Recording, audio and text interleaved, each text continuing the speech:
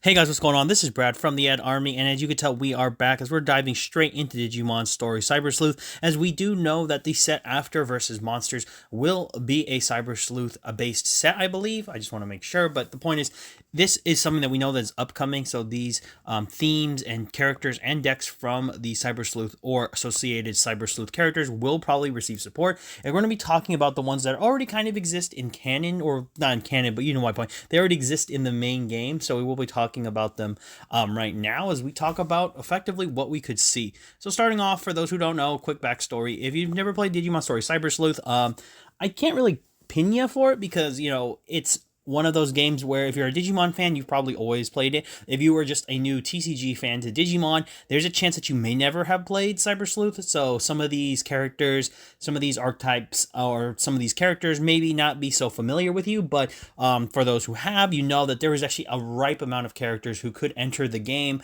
and actually add a little bit more diversity to our card pool. So it'd be really cool to see as we're going to be diving into it right now. First, we're going to be starting off with one of the ones I think is really interesting because this isn't all smoke. I think this deck's really good, as we're going to be talking about Diaboromon first. I do think that Diaboromon is one of these archetypes that has constantly seen a lot of, you know, retrain support. That's mostly because of its presence in, say, you know, adventure as a whole. So, you know, Diaboromon almost always returns, you know, it always happens.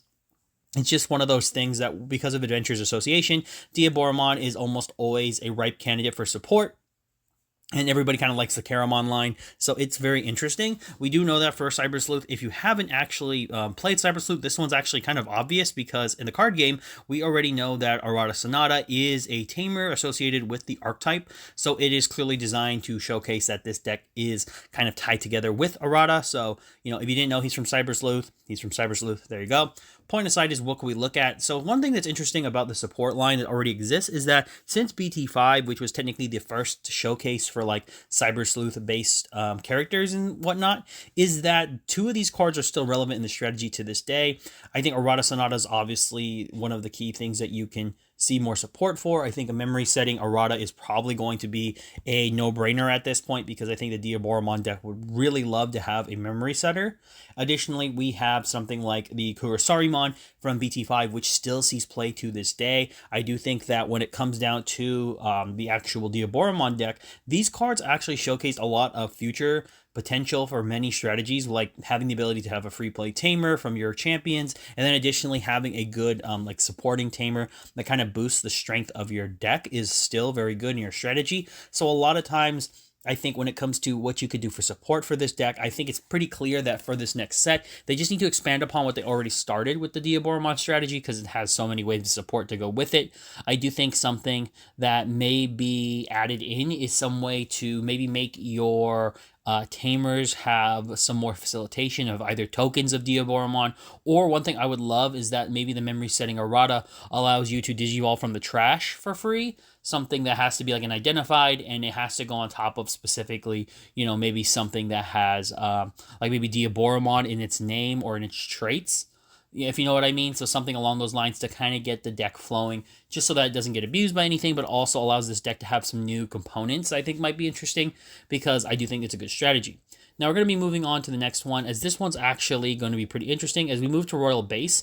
As if you're wondering, well, Royal Base is a new strategy. It's been pretty much only really showcased in Liberators, which is true. We do actually have a Digimon in this archetype that was associated far longer, and if you know where I'm getting at, if you played Cyber Sleuth, it's going to be Tiger Vespamon and Fei Wong. So these two characters inherently having you know, Tiger Vespamon as her partner was really cool, but additionally Tiger Vespamon is one of those Digimon that always just kind of screams amazing design, never really got time to showcase in any anime adaptation or anything like that, but is just stellar to look at and is really cool for a game. So by having it come to the card game, we already have one Tiger Vespamon so far, but Fei Wong is actually a tamer that I think could actually change up the strategy a bit.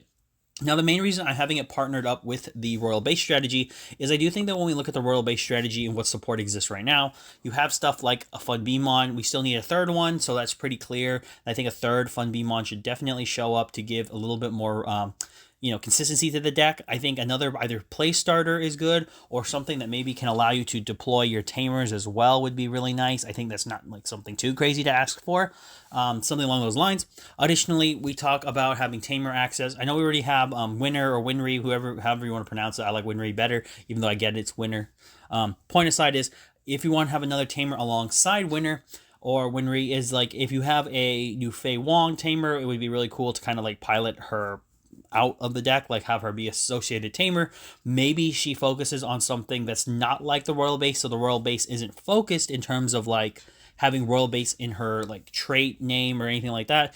But her effect allows you to maybe put insectoids into your security by like maybe suspending her, and then she allows you to maybe digivolve something, and then if you digivolve in like Tiger Vespamon or something along those lines, you can maybe place one of your funny enough, I can picture it being placed one of your suspended insectoid Digimon in from your field into your security face up to allow you to kind of use those effects, so something along those lines.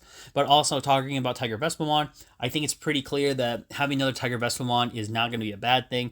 I think adding another Tiger Vespamon in the Vespamon line is cool, because now you can kind of take the Vespamon line cards and put them in their own deck, so that maybe that they can kind of splinter off. So you'll still have access to royal base card and effects, but you'll have another like Vespamon strategy to work with. So those are kind of my ideas for that. But I do think it would be really cool, and I think a lot of people actually would like that, because Tiger Vespamon is such a cool Digimon. I think it never gets enough shine, and in the card game we give shine to a lot of these cards on Digimon that never really get a chance. Moving into our next one, we actually kind of go to a fan favorite one, being Mastamon. I think Mastamon is pretty clear to maybe get support out of a set like this. Now, the reason I say it's a maybe is that I think when it comes to Mastamon, you can literally shove it in any set and really like pop off. But this is kind of where I think when you play Cyber Sleuth, it all kind of comes together in understanding why we give Mastamon more support here. And that's mostly because of Mirai's association is like an interesting character you interact with in the game. So it's not like you would say, oh, she's just thrown in here for people like Mastamon or Mirai. It's more so that it actually works with the set, so it makes a lot of sense to just add that together. But when we're talking about a new line, the interesting facts of something like Mastamon is that there's a lot that you could do. I think one thing that Mastamon definitely needs is it needs more speed. I think one of the best cards we've already seen that gets played a lot of is the ST10 Gatomon. This one allowing you to search, and then obviously allows you to reduce your Digi-Evolution on top of it. A card like this has really been stellar for so long because it just shows a really good design process thought for a deck like this. But then that's kind of the problem. Mastamon still suffers from just being a little too slow, I think. It actually can have like these good potentials where you hard slam your level 5s down and you have the right setup and you go into Mastamon immediately. But I think the Mastamon actual play style is great, but it needs something else. I do think maybe adding a barrier to this strategy, but also maybe kind of piggybacking off of something like the original Mastamon from BT2, allowing you that maybe when your trash is, when you trash a card from your security, that card maybe allows you to recover +1, so allow you to cycle more stuff back. I think finding ways to get this strategy going a little bit quicker is kind of the way, and also giving it some more resilience, because there's times where you get into Mastamon and they just get rid of the Mastamon and it really hurts. Maybe a new Mastamon that allows you to get back your bodies when it's like deleted, and then also maybe something where you can DNA on your opponent's turn if they trigger an effect.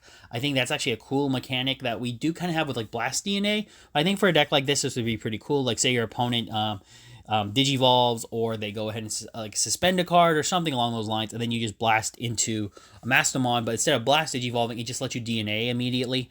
So kind of like a reactive response, but those are kind of the ways. And additionally, another Mirai I think is probably a possibility.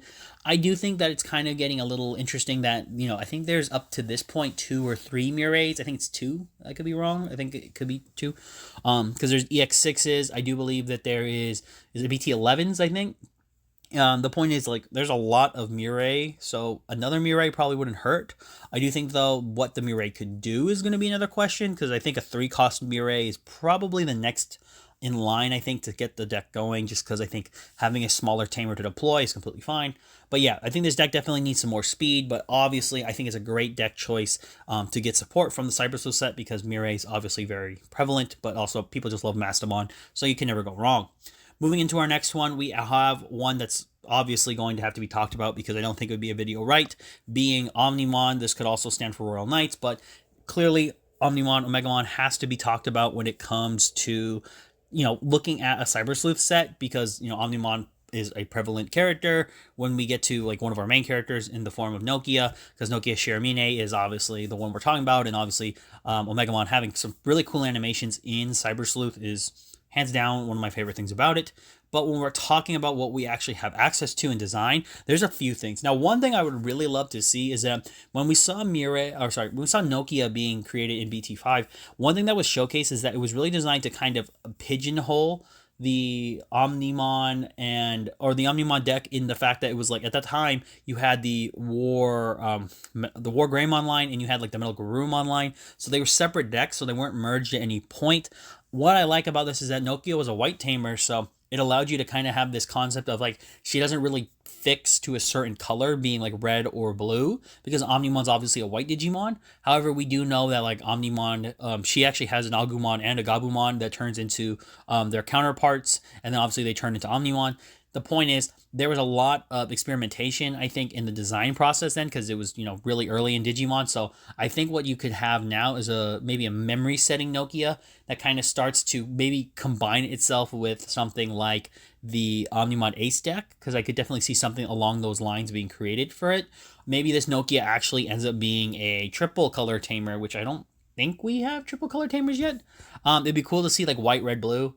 Red, white, and blue for a tamer, but it could just be still a singular white tamer that could be a 4 cost. I think this Nokia would obviously still have to be more focused on not Royal Knights, but more of Digivolving up. So maybe it's a generic support to both the Metal Garurumon and War Greymon decks that want to run Omnimon. So maybe there's some way to do it.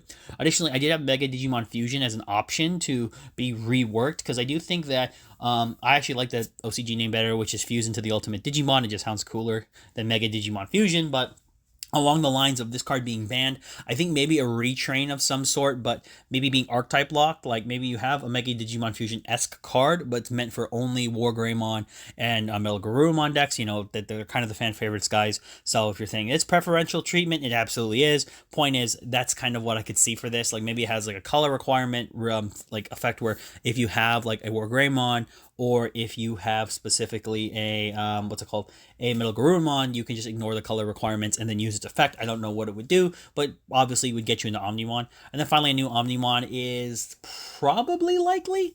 I do think that because of the actual inclusions of Nokia and having her own Omnimon, I think it's about time we got her own Omnimon, like maybe one that's more associated with design of the Cyber Sleuth games. So that would be really cool in my opinion.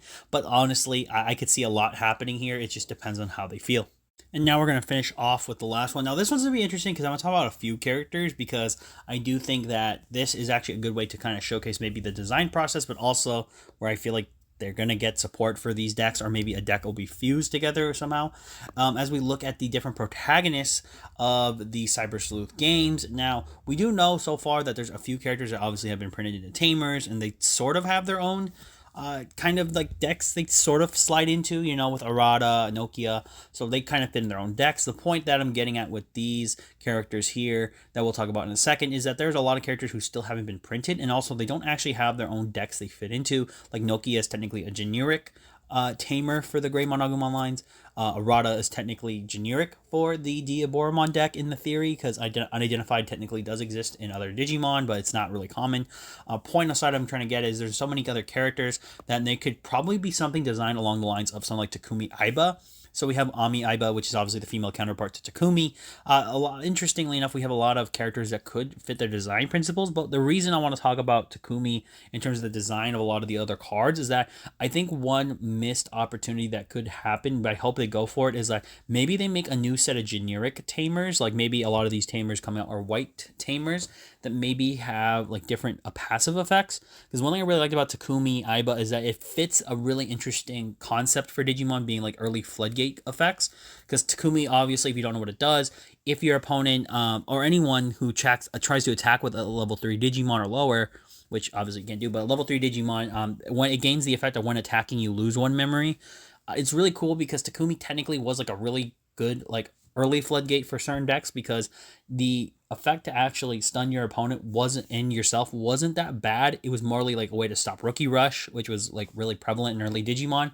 Additionally, when we have its actual effect where when you digivolve, you can suspend Takumi to draw a card. This is a really cool way to introduce people to, I think, was somewhat a balanced floodgate, but also has a lot of principle behind it in terms of like development. So I talk about it because when we get to this design process going forward for Digimon, I think there's a lot of times where we could argue that there's some missed opportunities. You know, I do think that there's some times where everyone's like, there's a lot of like missed opportunities for the design process. And I'm not going to argue and say, oh, that's not true. But I do think there's a lot of times where we look at it and we think that there's some like spacing that can be done for certain strategies. Like there's no reason to not have them. But, you know, a lot of times it doesn't happen. But with some characters that we have a lot of characters actually from Cyber Sleuth. This includes characters like Kyoko. You have characters like Erika. You know, you have some characters that don't really necessarily see the light of day technically because they're not like more prevalent, but they still have partner Digimon. I think I talked about characters like even our other protagonist in the Cyber Sleuth of Hacker's Memory, unless they want to make their own set specifically around it. You have, I think it's Keisuke, which is his actual name, but you could, you know, plug in whatever name you want. You have characters like Ryuji, who's like Erika's brother. There's like so many other characters. Funny enough, there's like side characters like Makiko, and other characters. Like I said, Kyoko is probably one we'll see because she has more like plot relevance at some point. So like she could be like the Royal Knight card stand-in, stuff like that. But there's a lot of characters in here. You also have like characters who are from other technical universes as well. You know, someone like Rina Shinomiya makes a reference in an appearance here. You also have characters like Ashley Sayo, who, in her Dusk form, obviously, appears in Cyber Sleuth. So the point I'm trying to get across here is that there's so many characters that actually could appear additionally for deck support that there's a lot of design processes for decks that are new, but also maybe older decks that have their tamers already kind of in the game, but they don't have their Cyber Sleuth iterations to pull from. So that's actually a really cool way. But I'm going to cut it here, guys, because I do think this video could drag on for a long time. But the point is, these are some of the decks that I think should see support from Cyber Sleuth and should see their support in the upcoming set when we get it. So I do hope that, you know, we get to see some of this stuff because it's really cool. Additionally, guys, this has been Brad from the Ad Army signing off. And for all of you out there, to sign on.